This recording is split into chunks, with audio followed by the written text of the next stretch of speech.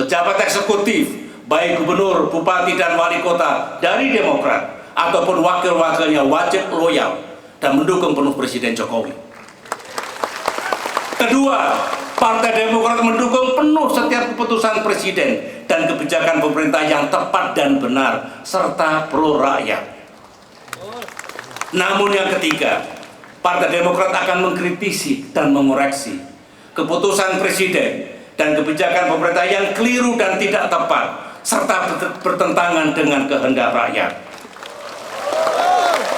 Itu tiga sikap politik kita pertahankan dan kita insya Allah menjadi partai yang konsisten. Sementara itu, Partai Demokrat juga konsisten untuk tetap berada di luar pemerintahan, seraya menjalankan peran dan tugas social and political control. Partai Demokrat memilih untuk menjaga kemerdekaan dan kemandiriannya. Terlebih ketika banyak yang, saya ulangi, terlebih ketika tidak banyak yang mau dan berani bersuara, baik di parlemen maupun di arena publik. Memang sepertinya kita merasa sendiri dan tidak punya teman. Ada yang mengatakan kini Partai Demokrat dikucilkan ataupun tidak dianggap. Tetapi hal itu bukanlah sebuah aib. Partai kita bukan partai terlarang.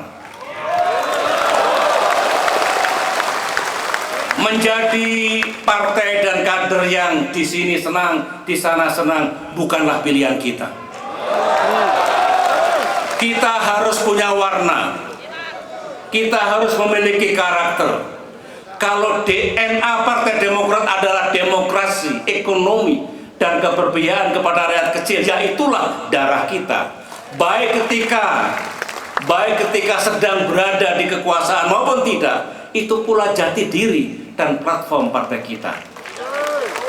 Sayalah orang yang paling sedih.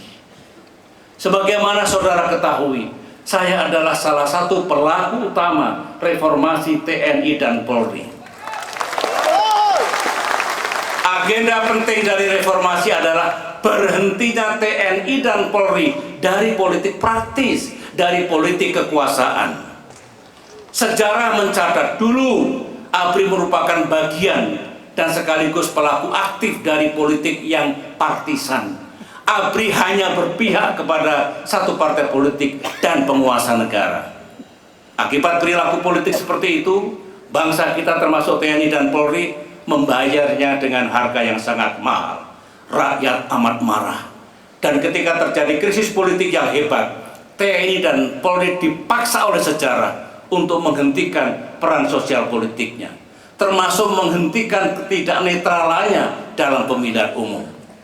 Semoga mimpi buruk dan kekeliruan itu tidak terjadi lagi. Keledai pun tak akan terjatuh dua kali karena tersandung oleh batu yang sama. Sebagai seorang purnawirawan senior dan selaku mantan presiden, saya tidak ingin TNI, Polri, dan BIN bertindak salah dan mengkhianati sumpahnya sebagai bayangkari negara. Selama 10 tahun saya ikut memimpin dan membangun TNI dan Polri hingga pada kapabilitas dan posturnya yang membanggakan sekarang ini. TNI dan Polri kini menjadi kekuatan pertahanan dan keamanan negara yang handal dan profesional serta dibanggakan rakyat. Karenanya para petinggi TNI, Polri, dan BIN janganlah tergoda oleh kekuasaan sesaat.